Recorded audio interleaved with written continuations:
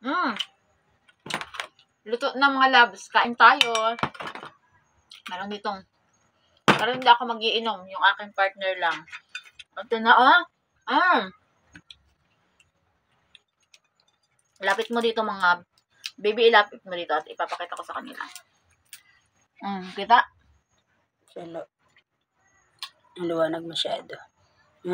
Yan, mga loves, oh. Oh, sarap. Oh.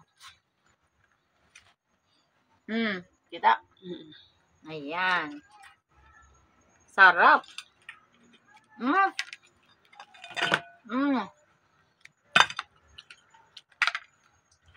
Bigay po ng aking nanay yan. Kanina.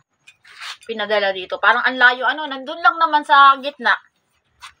Wala pang 5 minutes na andito na. Lagi siyang napunta dito kasi may baboy din naman siya dito. Pero binigyan na naman kami ng ulam. Kaso ako lang ang uulam niya. Ang alimasag kasi hindi nga kumakain itong aking partner. Lagi kong sinasabi yan sa aming mga vlog. Hindi siya kumakain ng mga ganyan. Kasi allergy siya. Nasakit yung tiyan niya. Rebusado.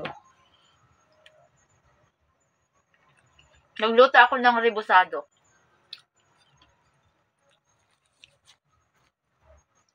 Para meron din siyang pulutan mga loves. Ayan, ang dami, oh.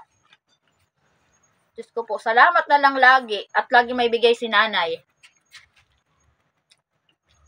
Sarap talaga ng may nanay, mga loves. Parating nagbibigay.